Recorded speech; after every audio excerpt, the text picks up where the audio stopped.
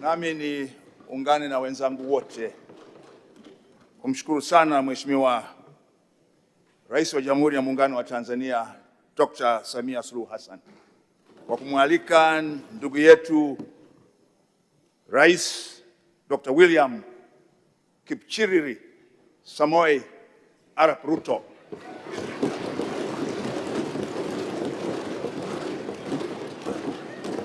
Chief of the Order of the Golden Heart and the Chief of the Order of Burning Spear. Mheshimiwa Dr. Ruto, umezungumza hotuba yako yenye maono makubwa, yenye utuo. Na mimi nataka nikuambie leo unayo ndugu yako humu ndani ya bunge ambaye yawezekana wengi hawafahamu kwamba ni ndugu yako. Naye anaitwa Asia Halamga.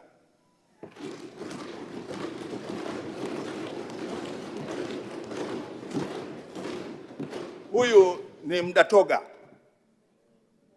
ambayo wote mlitoka mlikotoka, nyinyi mkabaki wa Kalenjin, wao wakaja mpaka Serengeti, wakaingia Ngorongoro, wakaingia Hanang.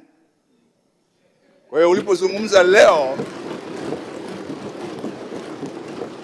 na nalisema hili kwa sababu watu wanadhani undugu wa Wakenya na Watanzania na kwa sababu ya mpaka, lakini huyu ni ndugu yako wa damu, Asia Halamga. Na Mheshimiwa Ruto, umezungumza jambo la kweli kabisa. Wakati wa Mau Mau wako ndugu zetu kutoka Kenya ambao walikuja, waliotoka Nyeri walienda Maswa, na waliotoka Kiambu walienda Mfindi, na wengine walipanda mpaka kuwa mawaziri katika baraza la mawaziri la Tanzania, Joseph James Mungai.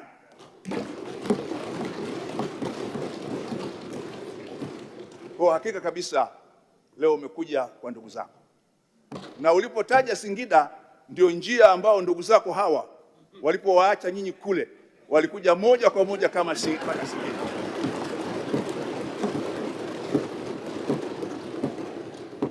Lakini leo umezungumza mambo makubwa sana. Moja, tuzalishe mali sisi wenyewe kwa kutumia rasilimali zetu hapa ili tujenge ajira, lakini tulete maisha bora kwa watu wetu. Maana yake unazungumzia yale yale aliyozungumza baba wa taifa Mwalimu Julius Kambarage Nyerere katika kazi yake ya mwisho kabla ya kupandishwa cheo kwenda mbinguni, kwamba ni lazima sisi watu tujitegemee, na kujitegemea ni sisi kufanya kazi kwa pamoja na kuzalisha kwa pamoja. Wakati umefika sasa wa kuanza kutengeneza bidhaa na kuziuza nje ya Afrika ya Mashariki kama made in East Africa. Na Mheshimiwa Dr. Ruto na sisi wote turudi tena tulisome upya the Kampala Agreement of 1964 as it was amended in Mbale in 1965, and that should be now the spirit of what you have said today. We need to join hands in order to make East Africa again prosperous, strong, and united.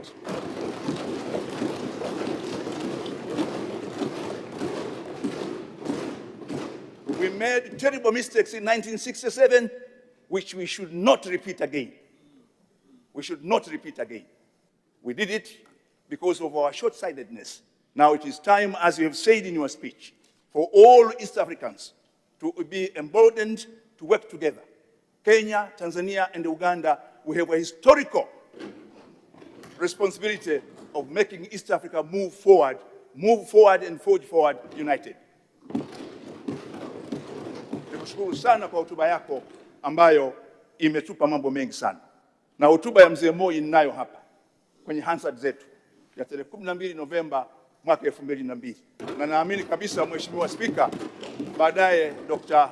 Rais Ruto atapata hotuba hii katika Hansard ya Tanzania, aone alichokisema Rais Moi na alichokisema yeye leo, na wote wamezungumzia jambo moja: Kenya sio adui wa Tanzania na Tanzania sio adui wa Kenya, sisi wote.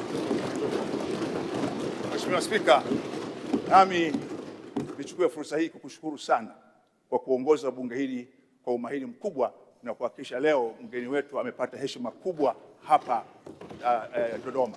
Nakushukuru sana Mheshimiwa Spika. Asante.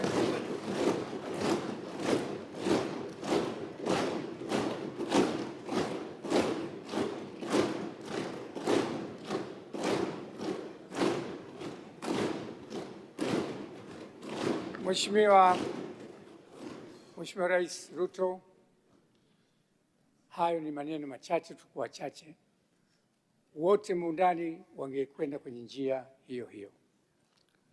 Mheshimiwa Ruto, bila amani haya hatuwezi kuyafanya.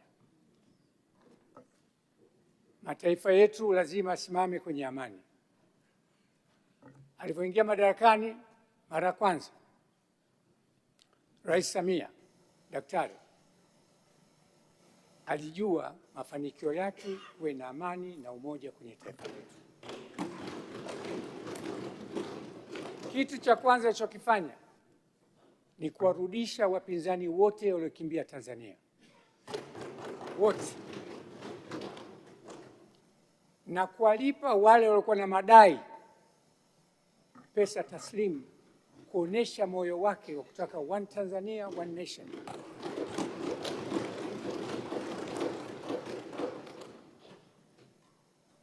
Na katika fora zake, falsafa zake, Mheshimiwa Rais, na sasa anakwenda mbele zaidi kuonesha dunia na Watanzania we can work together.